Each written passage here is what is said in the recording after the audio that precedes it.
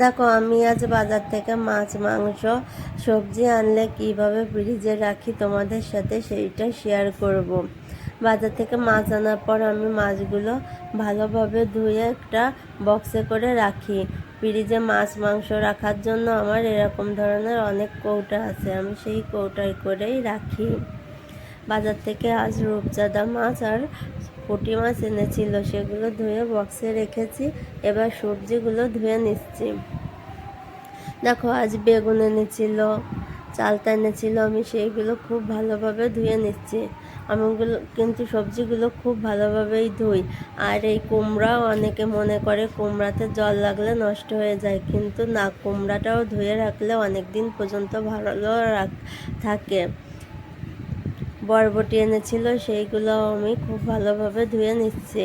আমি সব সবজি ভালোভাবে ধুয়ে নিই, যে সবজি হোক না কেন। কলা এনেছিল, কলাটা ভালোভাবে ধুয়ে নিচ্ছি। তারপরে ফল এনেছিল মৌসুম্বি আর আপেল, সেগুলো খুব ভালো করে ধুয়ে নিচ্ছি। এগুলো ধুয়ে একটাই ডালা করে জল ঝরাতে দিতে হবে, জল শুকায় গেলে তারপরেই রাখতে হবে। দেখো, এবার আলুগুলো ভালোভাবে ধুয়ে নেব। কচুর ফুল এনেছিল, ফুলগুলো গোড়া থেকে ছাড়িয়ে তারপর ধুয়ে রাখবো।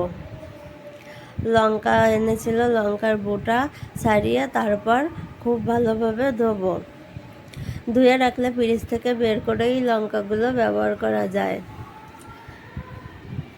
দেখো, কচুর ফুলগুলো ভালোভাবে ধুয়ে নিলাম।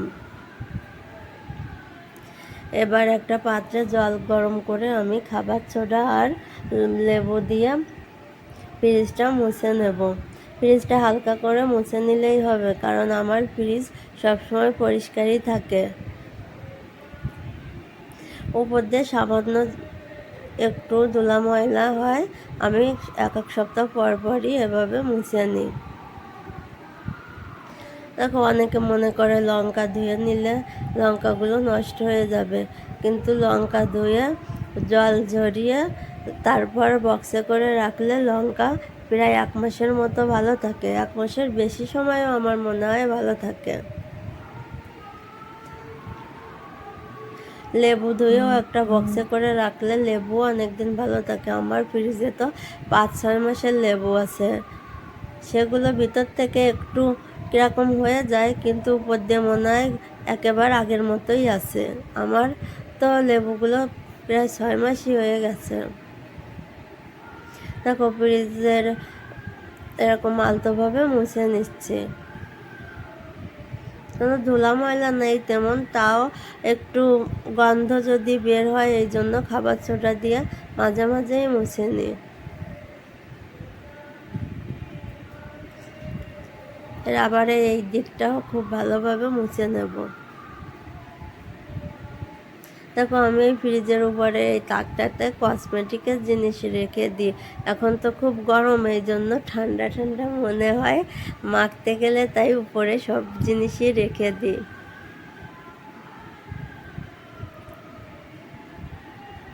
দেখো, ফ্রিজে কোথাও তেমন ময়লা মনে হচ্ছে না, খালি চোখে, ক্যামেরায় তো মনে হচ্ছে না, খালি চোখে সামান্য একটু মনে হয় কীরকম, তাই 1 সপ্তাহ পর পরই মুছে নিই। আর আমার মেয়ে বারবার ফ্রিজটা খোলে শুধু, এই জন্য নিচের দিকে একটু ধুলা ধুলা মনে হয়।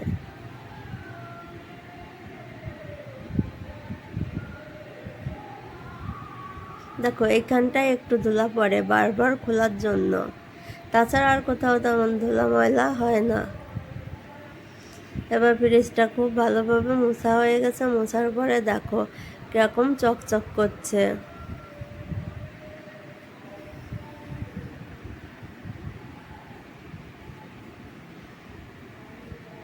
দেখো, একটু আলতোভাবে মুছে নিয়েছি, তাতেই মনে হচ্ছে একেবারে নতুন। ডিপ ক্লিনিংয়ের প্রয়োজন হয় না, সপ্তাহে সপ্তাহে এভাবে মুছে নিলে। আর সবজি সব কিছু যদি বক্সে করে কিংবা ধুয়ে রাখা হয়, তাহলে ফ্রিজে আর কোনো গন্ধও বের হয় না, আর ময়লা হয় না।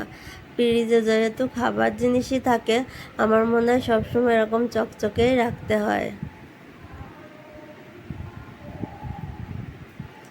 আর আমি তো যেগুলোই তরকারি, মাছের ঝোল যাই বলো না কেন, রান্না করা জিনিস আমি তেল চিটে গামলা কিছুই রাখি না।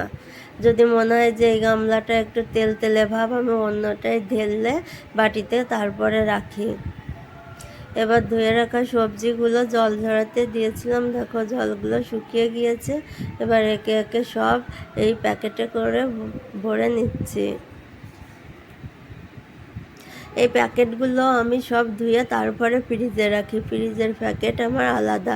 যে এই সবজি রাখার পরে সবজি শেষ হয়ে গেলে প্যাকেটগুলো ভিতরেই থাকে, যখন নতুন সবজি আনে তখন আবার এর ভিতর পুরে রাখি।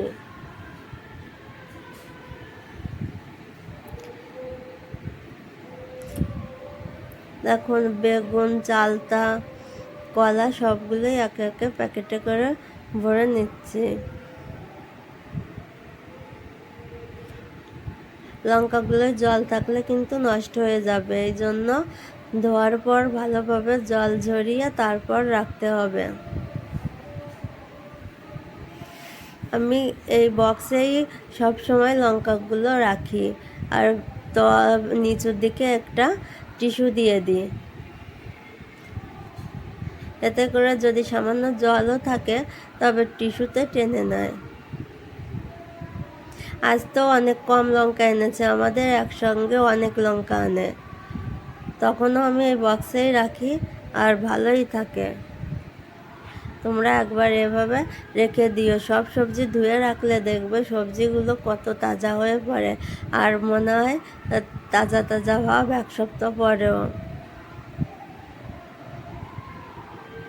এই কুমড়াটাও যদি 10-12 দিন পরে বের করি ওরকমই থাকবে, একটুও নষ্ট হবে না, শুধু ভিতরের